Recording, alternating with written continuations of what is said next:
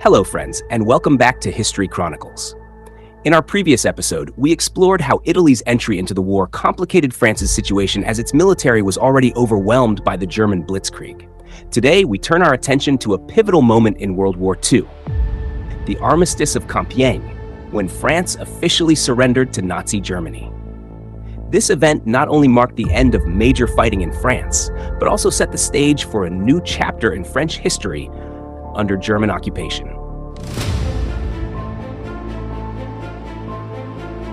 The fall of France, a quick collapse. By the middle of June 1940, the situation in France was dire. The German Blitzkrieg, launched in May, had taken the French and their British allies by complete surprise. German forces, using a combination of swift armored attacks and air superiority, rapidly overran French defenses. The German army moved through Belgium and the Netherlands with ease, outflanking the once mighty Maginot Line, France's primary defensive strategy. The collapse of French resistance came shockingly fast. Paris fell on June 14, 1940, just over a month after the invasion had begun. French civilians and soldiers alike were in disarray, fleeing southward as German troops advanced. The French government, now in turmoil, relocated to Bordeaux and faced immense pressure to either continue the fight or seek an armistice. The decision to seek an armistice. As German forces continued their relentless advance, the French military and political leadership found themselves divided. Some wanted to continue the fight from French colonies or even from the safety of Britain, while others, recognizing the overwhelming German strength, argued that further resistance was futile. Among them was Marshal Philippe Pétain, a revered World War I hero who became a key figure in the decision to negotiate with Germany. On June 16, 1940, Pétain became the Prime Minister of France after the resignation of Paul Reynaud, and he quickly sought to end the hostilities. He believed that surrendering and negotiating an armistice with Germany was the only way to save what was left of France. He famously declared in a radio broadcast, "It is with a heavy heart that I tell you today we must stop fighting." The armistice was seen as a necessity by many, though it came with a bitter cost: the division and occupation of France. The armistice negotiations, the humiliation of France. The armistice negotiations took place in a symbolic and historically significant location, the CamPiegne Forest in northern France. This was the same site where in 1918, the defeated German Empire had signed the armistice that ended World War I. Now, just over 2 decades later, Hitler deliberately chose this location to humiliate France and symbolically reverse the outcome of the previous conflict. On June 21st, Hitler, along with senior Nazi officials, met with French delegates in the famous railway carriage where the 1918 armistice had been signed. Hitler, satisfied with the symbolism, left the actual negotiations to his generals after delivering his initial demands.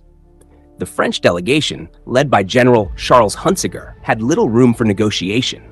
The terms presented by Germany were harsh. France would be divided into 2 zones. The northern and western parts of France, including Paris, would be occupied by Germany.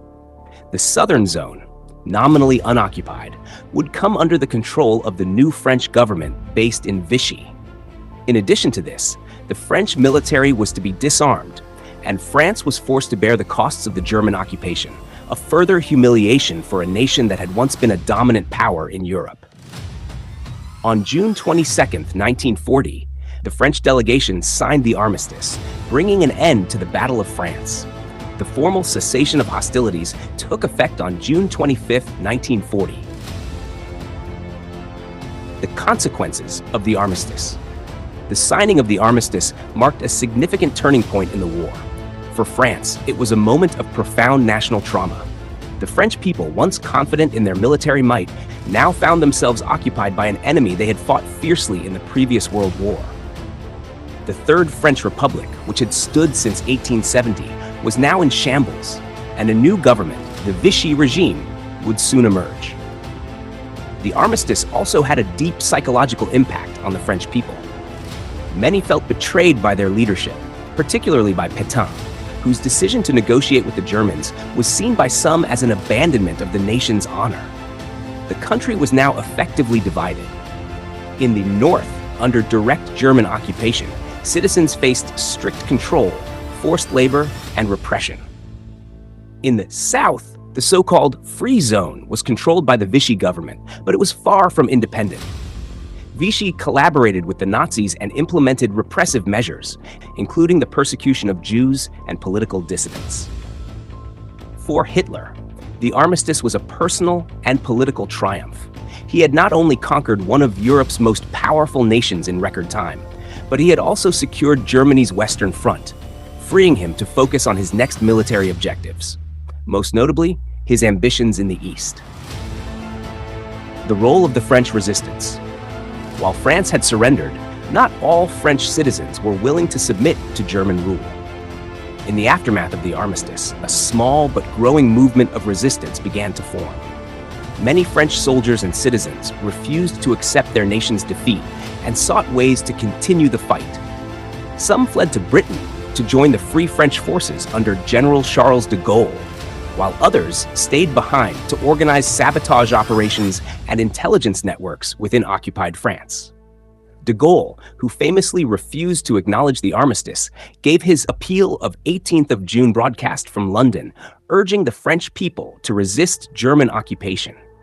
His words would inspire many to join the resistance and continue the fight for France's eventual liberation. The legacy of the Armistice of CamPiegne. The armistice and the events surrounding it would leave deep scars on France for years to come. The division of the country, the collaboration of the Vichy government, and the occupation by Nazi forces all contributed to a complex and painful chapter in French history. However, the story of France in World War II was far from over. The French people would resist, and their spirit of defiance would grow in the face of adversity. But before we get to the liberation of France, there is another crucial chapter to explore: the formation of the Vichy regime and the collaboration with Nazi Germany. In our next episode, we will discuss how Vichy France emerged from the ruins of the Third Republic and examine the controversial role it played during the occupation. Conclusion.